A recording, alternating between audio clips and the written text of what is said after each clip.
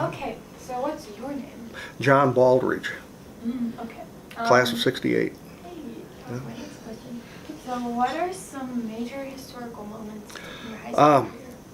When I was going to high school and my class, and incidentally, we just had our 50th reunion a couple of months ago, and I was on that committee, so that was quite an undertaking and a great time. But well, the Vietnam War was ramping up during our high school years. Our junior and senior years, Martin Luther King was assassinated. Bobby Kennedy was assassinated. As a matter of fact, Bobby Kennedy was assassinated about the time right after we graduated in '68, and in '67, he made a whistle stop here in Columbus, and was downtown on the courthouse steps for part of his campaign tour in '67 when he was running for president. And my Dixieland band was hired by the Democratic National Committee to play for him, while everyone was waiting for him to show up. So we were down there on the steps, and we were like, from me to you, from him. That was kind of cool. What else was going on? It was a pretty turbulent time in the United States. I mean, down in Birmingham, there was a thing that came to be known as the Children's March, and there was a peaceful march led by Martin Luther King and others down in Birmingham, and a fellow named Bull Connor, who was the superintendent of public safety down in Birmingham, Alabama, and the local police force, beat the marchers, including children, with clubs and fought them back with fire hoses and whatnot, and that absolutely enraged not just the United States but the rest of the world. And I think it was a big turning point in establishing what we're still fighting today, which is total equality. Well, we're still fighting to get, I should say. Not fighting, but fighting to get. Fighting to achieve. So what grade were you when that happened? When that happened, that was probably my junior year. The first Super Bowl was played in January of '67. That would have been junior year. The Packers beat the Kansas City Chiefs, I think 35-10, something like that. So that was kind of cool. So I've seen every Super Bowl, starting with the first one. The Soviets landed on the moon for the first time. They beat us there, but they had an unmanned craft. So what was it like for you, like as a high school? Here, what was it like for me during high school? I was so totally engrossed in the band. I was the drum major. Matter of fact, in case, there I am right there, page 60 of the yearbook. Oh my gosh. During a basketball game. I was so totally engrossed in the band. My father was military. He was stationed at Bacallar. He was a pilot up there. Who was your band director? Elwin Brown. Elwin Brown. And his wife Betty Brown still lives here in Columbus. Elwin passed away, somewhere in the neighborhood of 20-25 years ago, I guess. He was quite an individual, quite an artist, quite the disciplinarian, which I don't think there's a lot of disciplinarians left anymore in the school system, strict disciplinarians. We were paddled when we were in junior high and whatnot. Yeah, that was still, yeah. Walter Page was the dean of boys at Northside, and I remember I got paddled when I was in the 8th grade. I don't remember what for, but I was called to his office. But the atmosphere for a lot of us in the band was probably different than what the rest of the kids saw, because How was it different? well, because we were so totally engrossed. We were our own little group. I mean, we went to all the ball games, of course, but we were all in the band. We were, the band geeks, to use today's term, and I wouldn't change that for the world. It was really great. What was that experience like? It was absolutely outstanding. Of course, I went on to IU and was a music major my freshman year, and played with one of the grad student jazz bands over there. So I guess I was reasonably accomplished on the trombone. But I ended up stopping that after writing Little 500 at IU and getting in the school business. I got out of music, but it was what was it like? It was everything. We showed everybody, a group of us showed up in the band room every single morning before school just to hang out. We were there after school just to hang out, while other kids were driving around Frisch's and driving around town, whatever the other kids did, that was our world. So that's what it was like. you know, and it wasn't that we were forced to. That's what we really loved. So What was it like being a part of that community? in the band. Mm-hmm. Well, let me start out by saying this. One of my classmates ended up playing French horn professionally, and he was with the United States Air Force Band in Washington, D.C., and quite an accomplished musician. He spent over 30 years after that as the director of bands up at Culver Academies, and I got to see him. I stopped in there a few years back to say hello before he retired, and we're in touch frequently now. We were real good friends in high school, and I had a memory that we were quite accomplished as a total band compared to other bands in the state. And I asked Bill if, you know, with all his experience directing bands from elementary all the way up through high school and bands beyond college and beyond, was that just a fictitious memory, or were we really good? And he said, no, it's not a bad memory. He says, we were really that good. And we did have quite a few accomplished musicians. But that's what it was like. Like I say, it was our world. How can you explain your world? It was everything to us, you know. So anyway, that's enough for the band. What else you got? Well, the one thing I wanted to ask Yes. you, so you were talking about like the Vietnam War was ramping up in the civil rights movement as well. So did you ever feel that effect on like a local level? Not really. Quite frankly, we did not have that large a minority presence in Columbus at the time. We had maybe 3 or 4 blacks in my class. One played football and he's a friend today. One was in the band with me and he's a friend today, and I really didn't know the other two. It's like we were not caught up in it like the big cities here in Columbus. At least I don't think we were. They were just other kids to us, you know, to most of us. Whereas in the big cities, the atmosphere was and still is somewhat different, I believe. That's all I can say about it. So, you know, it wasn't a big deal. I mean, you know, they're just other people. mm-hmm. I mean, and of course, you kids today, it's so wonderful. You accept everybody for who they are, and I think that's fantastic, you know. But stay that way forever. We need more of that in this country, and fewer of the parking lot paddies or whatever they're calling those people that are making those stupid cell phone calls and, you know, creating trouble in the news. I think that's abhorrent, their behavior. But anyway, we wanted to talk about nice stuff, you know, right? Instead of me being on a political soapbox. Well, what were the hot styles then? Hot styles? Well, yeah, okay, I'm looking today. We wore blue jeans on weekends. And when we went to college, I think that became our uniform, blue jeans and T-shirts and whatnot. But high school was totally different. The guys and the gals, we wore penny loafers, we wore saddle shoes. The ladies wore corduroy skirts. Guys wore corduroy pants. We're talking about school attire and whatnot.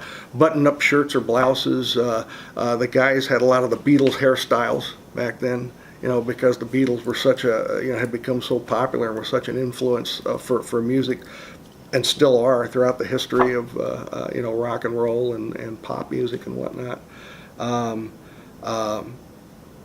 Everyone was, I think, in general, this is just a sense that I get. In general, I think kids back then were more respectful of authority figures and faculty and teachers and whatnot, where today students sometimes go overboard, but I think they're more prone to question authority on what's right and what's wrong and whatnot, and that has throughout the years facilitated a lot of change, some good, some bad, you know, but it has, and that's just the way it is. What was the pop culture like? Like, what was the music you guys listened to? Me, Beethoven, Mozart, yeah. Brahms, you know, Strauss. I mean, I was in a band, don't forget. The big bands at the time, I think, were the Beatles, the Four Seasons, Petula Clark, You'd have to ask some of the other kids who were involved more with that kind of music than I was. I mean, even to this day, I'll hear a song and I'll go, I'll ask my wife, who did that? And she'll tell me, you know. But I don't know, you know. But you know, it was the earlier years of rock and roll and pop, so it's totally different. What did you guys do in your free time? Like, what was it? Went to band practice, practiced our instrument. We hung out with each other just like kids today. Had a group of friends, you hang out. Drove around town. I think Frisch's down here on 25th Street, roughly where the what is there right now? I can't even think of what's there. It was across from the little strip mall there, which used to be a Kroger, incidentally. Kids would just drive their cars back and forth through Frisch's, and then again and again and again and again. Customers couldn't even get out of there. That was the Friday night hangout, and the A&W root beer stand, which Mr. Becker owned, was a popular place then. Jerry's restaurant, which was kind of like a Frisch's out there on the northeast corner of Marr and 31, I think that's where it was quite a popular place. It was similar to a Frisch's. Nicer restaurants. There was a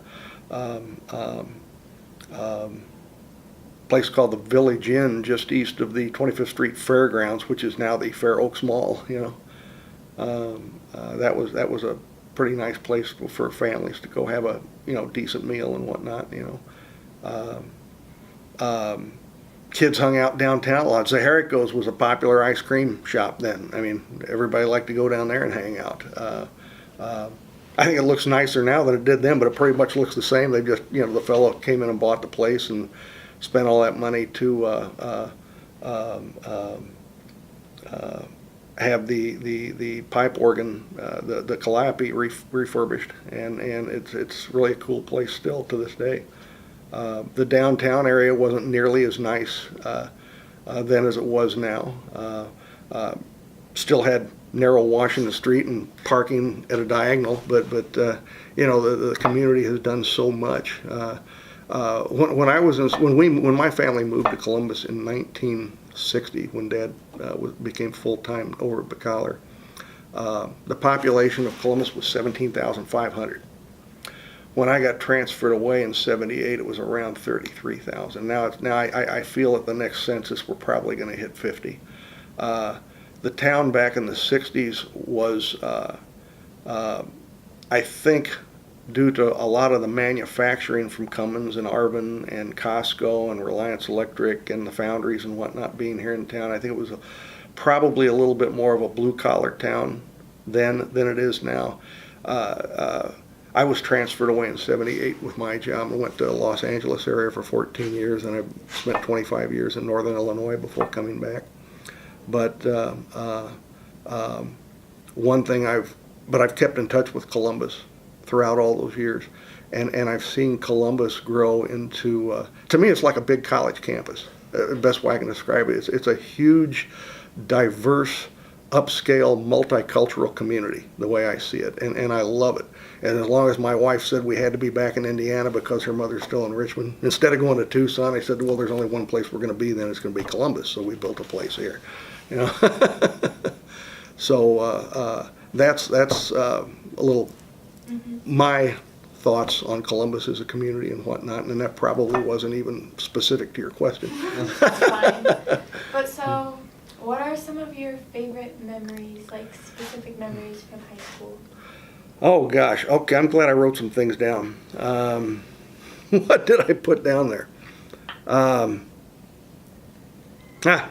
That wasn't on your list that was sent to me. My favorite memories, one you're talking about specific instances or just in general? Either. Yeah. Okay, I think nowadays you call it American Pie here at the school. We did a thing in the '60s called the Sensational '60s, and it was a variety type show put on by the students. There were no faculty musicians involved today that were so loud that you couldn't hear the singing. which I think is what it's become today. You don't edit that out. 'Cause that's a negative. The band was involved with it, so we got to play a lot of varietal music for the Sensational 60s. Had a great time doing it. I don't know if the students still put on a musical every year. We did like The King and I, we did Little Abner, we did South Pacific. No, we didn't do King and I. That was the Arts Guild did King and I. But we did, the ones I remember most were Little Abner and South Pacific that we did here at the school, and that was a lot of fun playing in those orchestras. One specific thing that I remember quite distinctly, at band camp during the summer of '67, my senior year, Ellen Brown always had, it was out at youth camp for a whole week, and the parents were all invited out the last Saturday. We showed up the Saturday before or the Monday before, whatever it was, and we'd work all week on our state fair routine. The Saturday, the parents were invited to come out and watch the results of our week-long rehearsals, which were extensive, 3 to 4 hours in the morning, 3 to 4 hours in the afternoon, every single day. So it was quite intense. And I think that's why we did so well at state fair competitions. But regardless, my father couldn't make it because he was on duty at the air base that weekend. But he said, he says, I'll see part of it. Just hang on. What time are you going to put on the show? And I told him whatever it was, 10 o'clock, 10:30, whatever. Well, we had just started the show, and my father buzzed the field in a C-119, pretty low level, and Mr. Brown was not real happy with that. So I'm sure Dad got a phone call the next Monday, but that was quite a memorable thing, and people still remind me of that today. You know, that Dad had done that, and that was one of the highlights of their band camp week too, I think.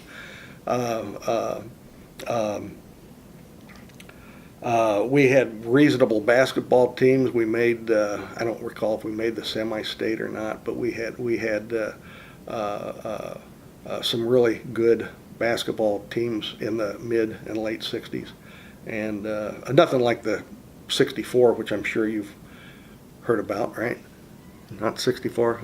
Made the Final Four and got beat by Huntington in the afternoon, who went on to lose to Indianapolis, Washington that night. We had some really great players then: Jerry Newsom, Vic Thixton, Steve Hollenbeck, Rick Stoner, and who am I leaving out? Somebody just saw at the Walmer Fish Fry not too long ago. But really good players. A lot of whom went on to play college ball and whatnot. So we had some. What? How do you think? Okay, you're gonna. How do you think, like your experience in the band? Because it sounds like that was like the biggest thing for you in high school. Oh yeah, for me it was, yeah. Yeah. How do you think that impacted you and like affected you later in life? Like I say, Elwin Brown, the way he ran the band, nothing I wasn't used to because I grew up in a military family, you know, with Dad being in the Air Force. But it was a very highly disciplined, regimented organization. And when you were told to stand at attention, you stood at attention, and everything was yes sir, no sir. Even fellow students, when I was drum major, I was addressed as yes sir, no sir, and whatnot.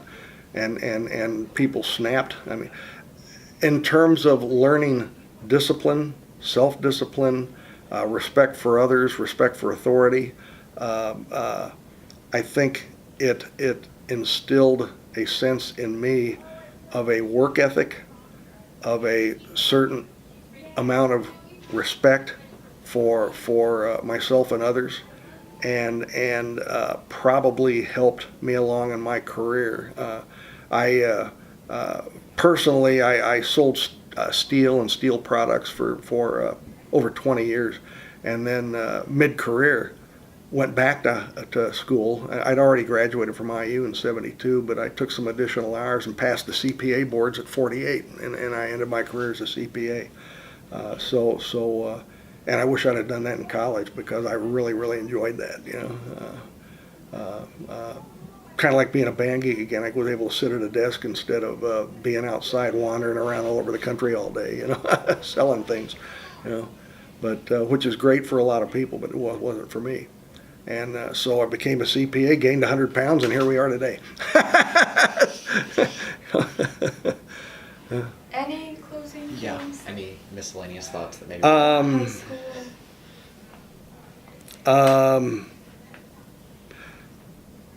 We were one of the last, I guess the first class that graduated from what is now called East. To me, this is still CHS. This is not Columbus North. We're in CHS. We had a class of, including all people like who moved away junior year or whatnot, or who we lost before we graduated. We had a little over 740 in our class. I don't know what the sizes are nowadays. What are they?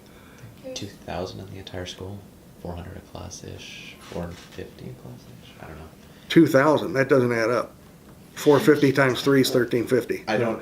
Math is not your strong suit, is it? No. Do you Do we have mean to, like in our class or in the whole school? In here at North. Like 2,000 people. Okay, we were about 22 to 2,500. I don't remember the exact number, but that's one of the reasons they decided to split it up into two, because it was just getting out of hand, too big. So what is the current senior class size? just 500 people. Really? Now, how did we get up to over 2,000? Do you have more than 3 years here? Are there freshmen here too? Yeah, they're freshmen. Oh, I didn't know that. We just had sophomores, juniors, and seniors, and we were 22 to 2,500. Yeah, I didn't know there was freshmen here. I thought they were across the street at Northside. Oh, so this has become part of the junior high system too, basically, or is it just considered a 4-year high school? It's considered a 4-year high school. Okay. So I wasn't aware of that at all. That's really neat. Okay, but yet we still have the junior highs in town. Mm-hmm. So this is just like overflow the others can't handle geographically, or however they decided to do it, right? Okay, cool. How about that? Any other closing things about high school? Um, To include? Not really. We've talked about the school atmosphere, what it was like, the community, how much I enjoyed band and whatnot. How great I think the community was then and has become. One other thing, I want to toss this out. Even though we were such a big class, most of us knew most of the kids in our class, and that's saying quite a bit considering we had over 700. I think 720 or so that graduated that year.